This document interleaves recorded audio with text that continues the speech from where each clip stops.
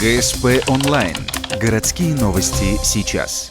Среда, 12:00. Средняя школа номер 20. Акция военкомата «Есть такая профессия – Родину защищать». Школьникам рассказывают о преимуществах военной профессии. В течение месяца представители военкомата планируют охватить все городские школы. Не только 10 и 11 классы, просветят и девятиклассников. Ведь военную специальность можно получить и на базе 9 классов. Главное требование к абитуриентам военного училища – физическое здоровье. Престиж российской армии поднимается, офицерство российское поднимается, что какая разница между гражданским обучением и какая польза от обучения в военном училище и мальчикам необходимо, и девочкам необходимо.